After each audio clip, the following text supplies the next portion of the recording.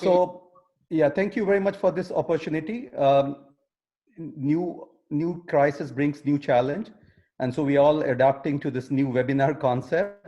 So, what I'm going to do in next 15 minutes is to share my views on the screening for COVID-19, talk a little bit about when to operate, not to operate, if we are operating, whether to reconstruct, not to reconstruct, if we are reconstructing, how and when to reconstruct, and finally, what's the recommendation for tracheostomy. The crisis started from China, so I'm going to start with the word crisis in Chinese. And the past US president, we're not talking about the current US president, but John F. Kennedy, he said, crisis represents two characters in Chinese. One is danger, and the other is opportunity. The danger from COVID-19 emanates from the fact that the evidence is limited, the recommendations are variable, and they keep changing every day, many times, few times a day. And then there's a fear of unknown, because we know there is no innate immunity against this virus, no vaccine, no proven antiviral therapy till date. So the question is, there's a sense of uncertainty all around. We also know that asymptomatic carriers can infect others, patients, as well as healthcare provider. Not only that, they themselves carry a very poor prognosis, with the admission rate to ICU of about 44% and 20% mortality. Symptom screening, travel history, preoperative quarantine, extensive testing, either with the help of swabs or with the help of serology, has been conducted, but none of them have been proven to be very 100% effective. The gold standard that is currently being used is the nasopharyngeal swab, has 20 to 40% false negative risk. So the question is, if a swab is negative, does it mean the patient is not a carrier? The answer is certainly not. The other challenge is that the numbers that we see, whether it's on Johns Hopkins site or on the newspaper, the case numbers depend on the extent of testing. With the extent of testing in Canada, which is about 3.2%, we have 75,000 new cases in Canada. In India, it's about 85,000 cases reported, but the testing is only 0.15%. So we don't actually know what's the actual caseload in different parts of the world. I'm going to focus about this province of Manitoba. As you can see, is the bullseye of the North America right in the center. And the numbers in Canada have been driven largely by Quebec. As you can see over here, the numbers from Quebec kind of mirror the total numbers of daily cases in Canada. In Manitoba, we acted early and we have been able to flatten our curve. As you can see, right after March 21st, when the US borders were closed, and on March 25th, we stopped all elective surgeries. Cancer was exempted, which again was stopped on March 30th because the province went into emergency. We waited for about a month, over a month, and as you can see, the number of active cases in red over here kept going down. And from last week, we have started cancer surgery, and in a week's time, we aim to go back to all elective slates as before. So the important thing here is to realize that different times require different recommendation. Initially, when we started, we recommended 14 days quarantine for all patients coming for surgery, ordered pre-op viral test. If it was positive for COVID, the recommendation was to defer any non-life-threatening surgery and consider any non-surgical alternative, like, for example, radiation for oropharyngeal cancer. But the recommendations have changed for us over a period of time, as I'll discuss later. Also, at this point, it's important to know that in what system we work. I work in a publicly funded system. And as you can see, even when we were early in the pandemic or the phase one of the triage, our response was of phase 3, which is the worst case scenario, shutting off all the operating room. The reason for this was we didn't know what was coming. And we needed to preserve the PPE, make sure that there are available ICU beds and ventilator, and there was adequate oxygen supply for the patients. We also needed to prepare negative pressure operating room to prevent contamination outside the operating room into the hallway. And if it was not possible, the recommendation is to shut down the operating room during the surgery and after surgery, uh, so as when you open the door, the aerosols don't go outside into the corridor. There's also recommendation to use as much of cold instruments rather than monopolar cautery because of the fumes that it generates. Closed circuit suctions without any disconnection is the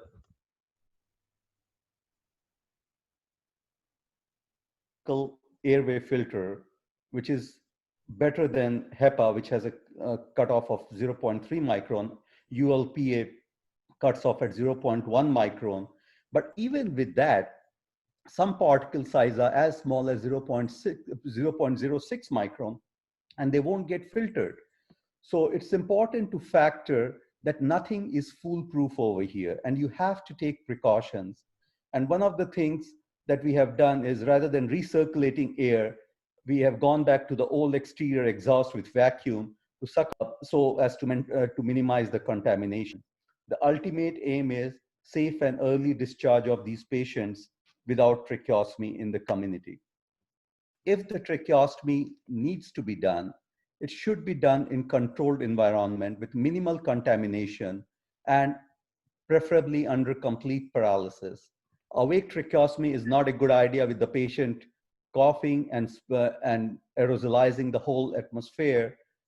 At the time of tracheostomy, it's important to advance the endotracheal tube below the intended side of tracheostome and inflate the cuff while withholding the ventilation so as to minimize the contamination.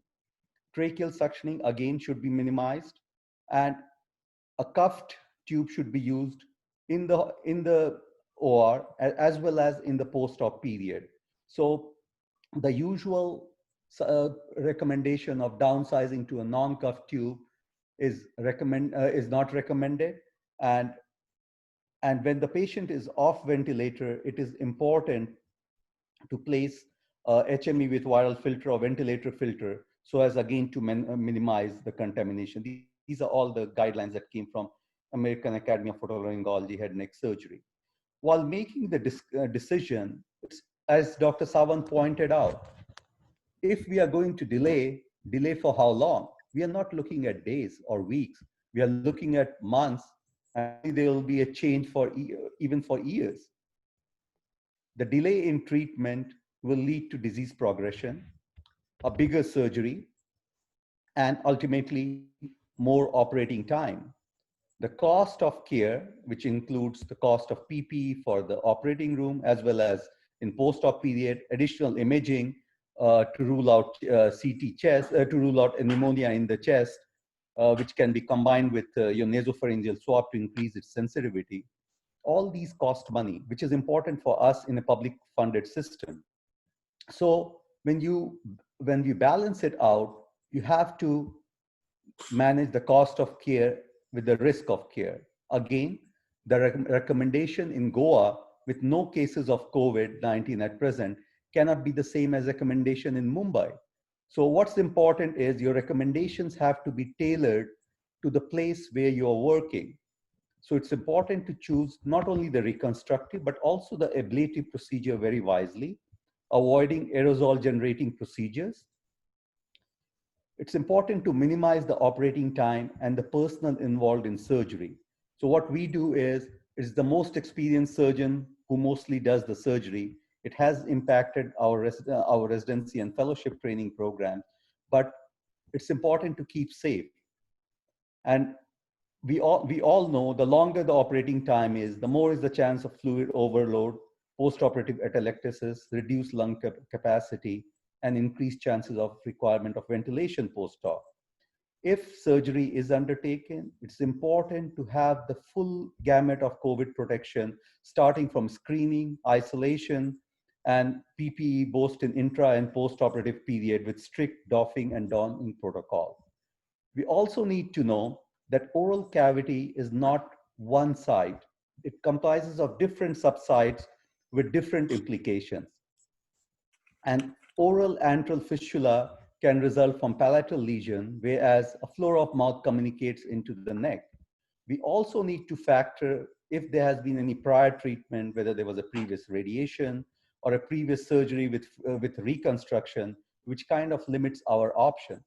So we also need to see in COVID era, the older the patient is and the patient with comorbidity, cancer itself doubles the rate of mortality with COVID. So what is optimal in terms of reconstruction may not be practically feasible. So while deciding on reconstruction, we look at the extent of resection, the size of defect, the functional outcome, including the rehabilitation, and finally, the aesthetic results. For small defects less than 2 centimeter, primary closure is strongly advocated because we want to cut down the operating time. For medium defect, 2 to 4 centimeter, always try to look for local options if possible. It could be for superficial defect, just a full thickness or split thickness skin graft, depending on the size, or a FAM or buccal pad of fat or nasolabial flap.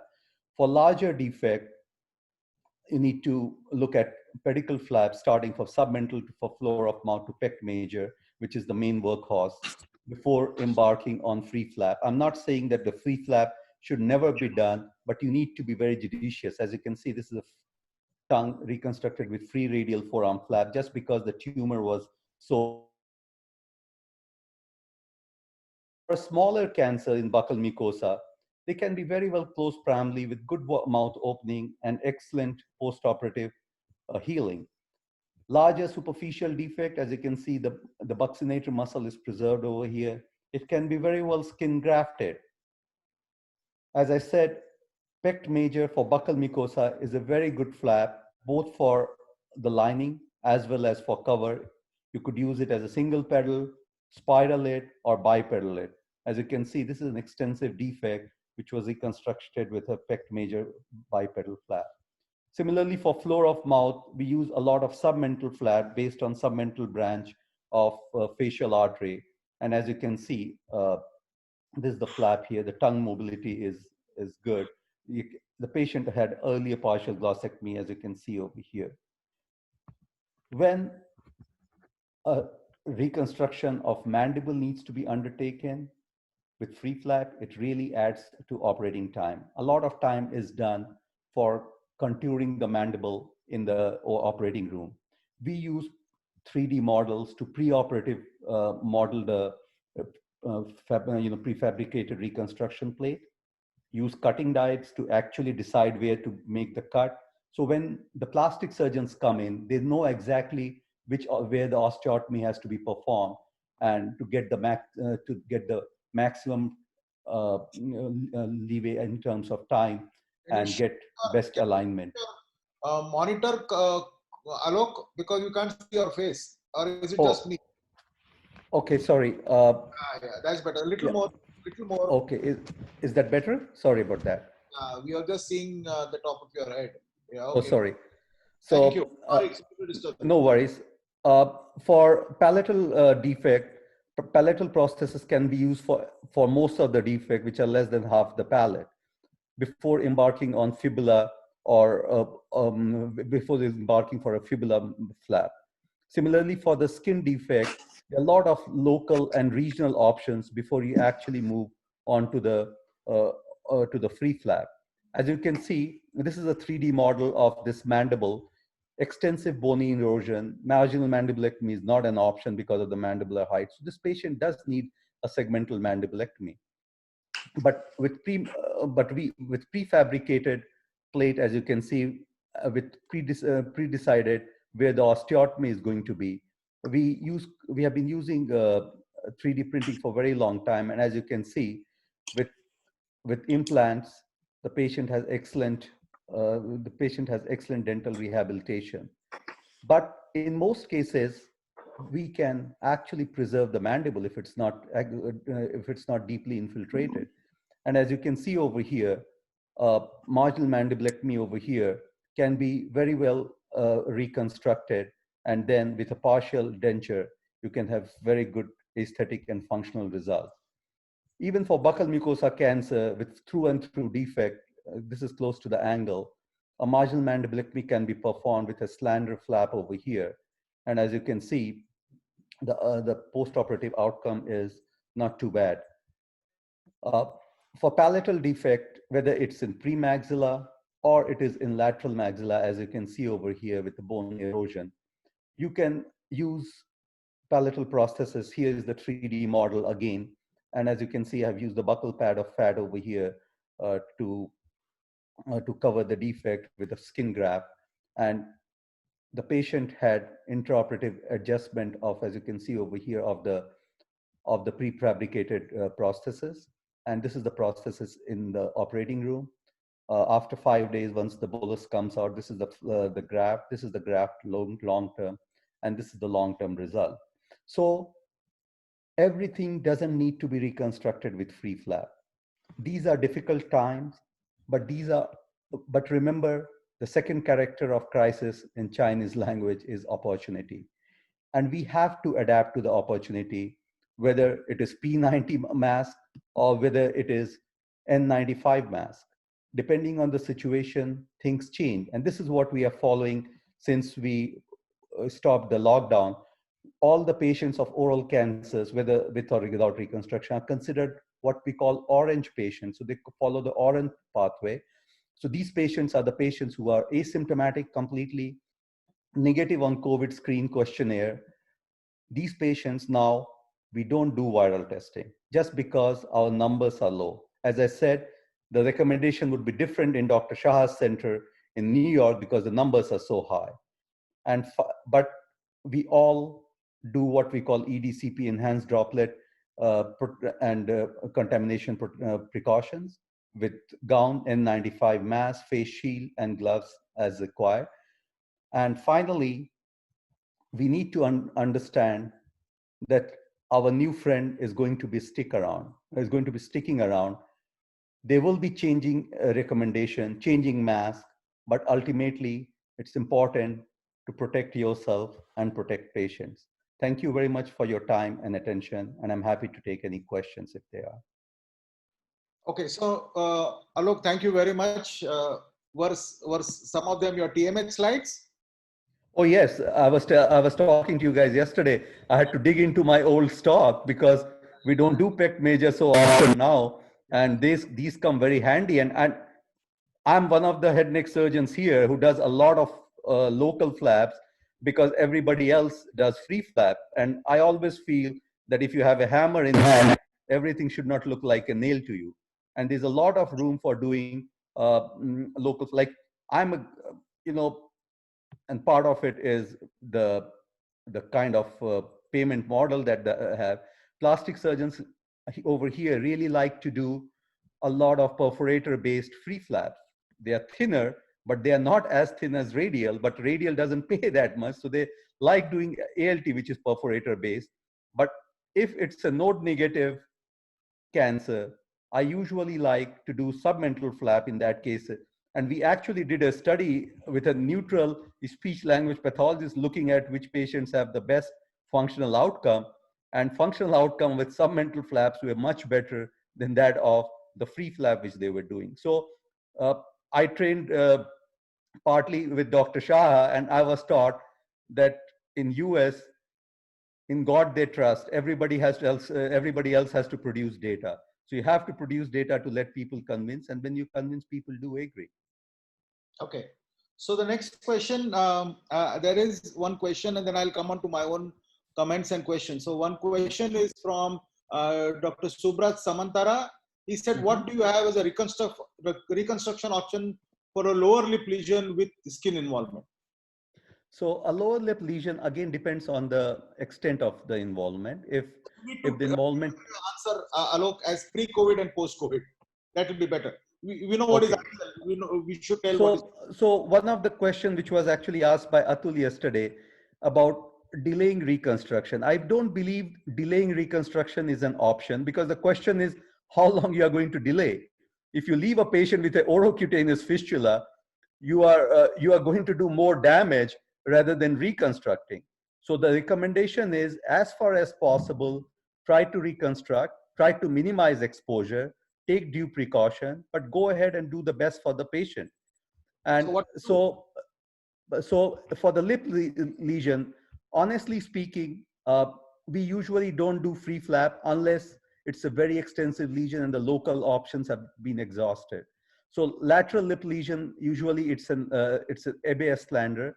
If it's a middle third lip lesion, most of the time less than 1/3 lesion, lip can be reconstructed by mobilizing the lip. If it's a bigger lesion than that, then we usually either do Gillies or Karapanzik, depending on the extent of mobilization that is needed. But important thing is here, you have to reconstruct the muscle, you have to reconstruct the skin, and you have to reconstruct the mucosa. And most of the time, the reconstruction is very good with the local flaps over here.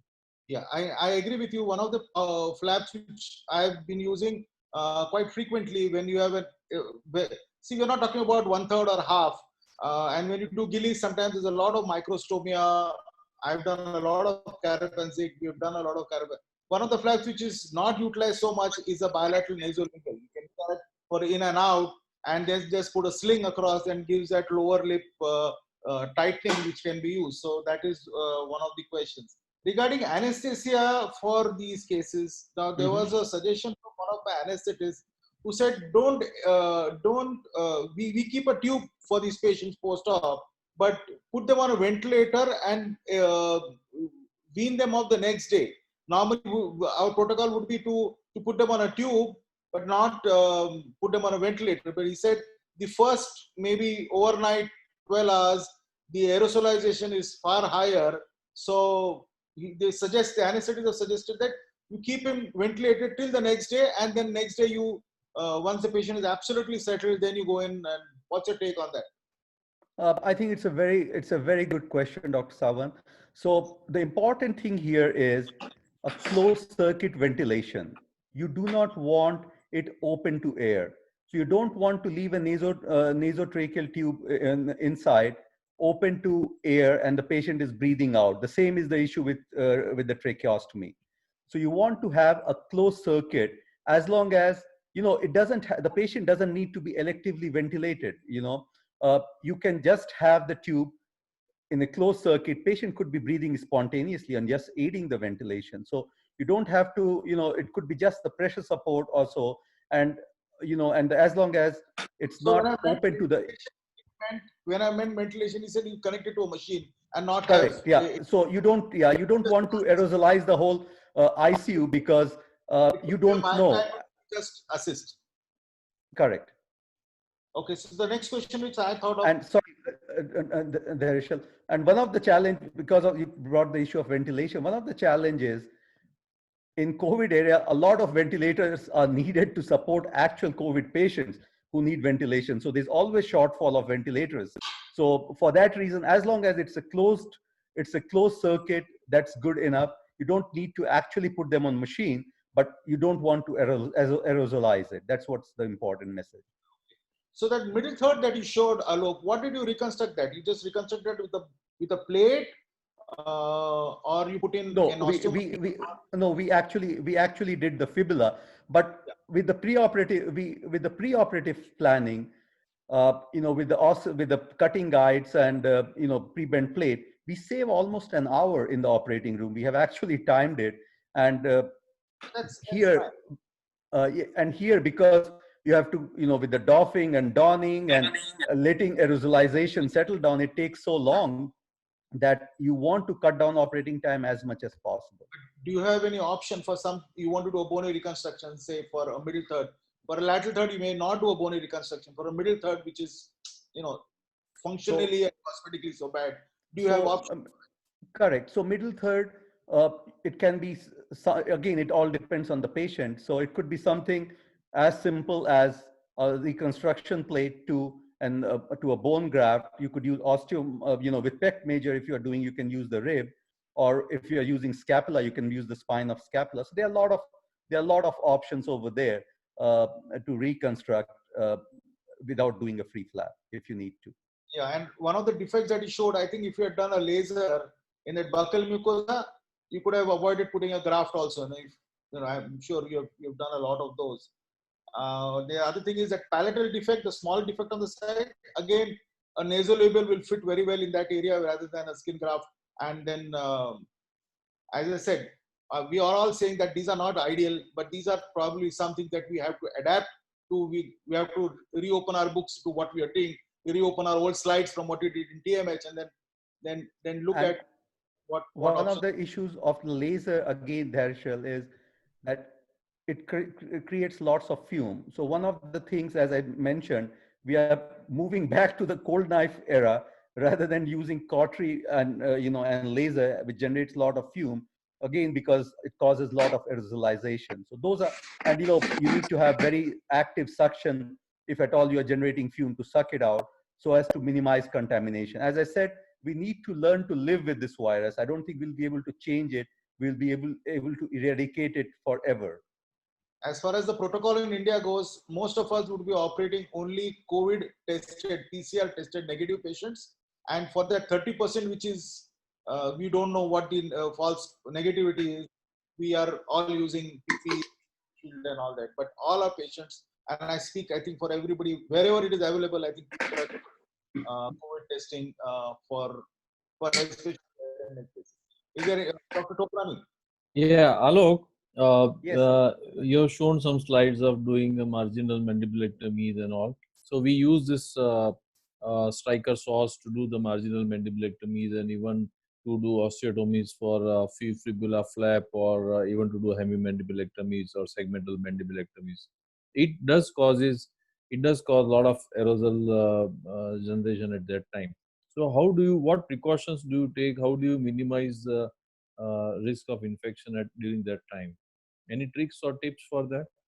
So, when you look at the risk mitigation, the first thing is avoiding the risk as far as possible. But here, if the mandible needs to be cut out, it needs to be cut out, correct? So you don't have an option of preserving the mandible there. So, in that case, if you are doing, important thing is use of PPE, as I said, good suction to contain as much of aerosolization takes place. It's also important to make sure that the air doesn't keep circulating inside the room. It's ducted outside rather than our conventional you know number of about 40 times you want to recirculate the air in per minute. So those are the things which you take care of. I wouldn't suggest, and I'm sure Dr. I'll look forward to hear from Dr. Shah what he has to say. I wouldn't believe in doing suboptimal surgery, at least the ablative part, because if you do a suboptimal surgery, you are going to end up needing to do a second surgery, possibly in the same COVID era, with a bigger operation and a bigger reconstruction. Do you use these smoke evacuators? Oh, we always use, even before this, we always use smoke evacuators. So let me just, because we are overstretching on the time. So Kumar, quick answers to the question from Dr. B.R. Patil from Hubli. He says, what about difficult intubations, patients with severe trismus? What do you do? Fiber optic intubations? Yeah, so we do fiber optic intubation. Earlier, our threshold of doing tracheostomy, if the patient needed tracheostomy, we would have done preoperative tracheostomy. We don't do it now. Sometimes with the glide scope, we try to get in, which again is harder with the trismus. So fiber optic is something which we do try. As I said, with the local flap, in most cases, you will be able to avoid tracheostomy also. So that's one of the advantages of doing it. So the next, sorry, I'm just hurrying you up because no problem. Dr. Shaikar Gupta has asked, what is your opinion regarding full or half face respirator? Is it safer than N95 and surgical mask combo, which you are currently using? I have used both. Again, as I said, I work in a public funded system, so they're graduated. So full face mask and, we call it APAR, PAPR, sorry, powered air powered respirator. So those are used only for sphenoid and nasopharyngeal cases. For other cases, we use elastomeric half face mask, which is pretty good. The advantage of that, again, in a public funded system is that they are re-sterilizable and they can be reused. So for that reason, we use those. And for rest of it, we use N95 mask. So the next question is from Dr. Sidram. I think that question was already asked. Take on minimal use of veloprocortical oscillating saw. I think Dr. Toprani already asked the question. And the last question is, post CT and RT hypopharynx lesion, what surgery would we be looking at? This from Dr. Sanjay Desai from Indore. So post chemo radiation, if there's a residual disease, then probably the only option is going to be a total laryngectomy. I do not think we have much of an option there. And again, you have to take all the precaution to prevent as much aerosolization and as much of contamination as possible. Again, over here, I would put in a Larry tube or a stoma vent with a HME with virus filter as far as possible. Okay. Anybody else, any other questions, or should we go to the next session? Okay, sorry guys, we took up a little more time. Over to Atul, back to you. No, thank you, Dr. Thank you Sawant very and much. Dr. Pathak for excellent talk and discussion. Now I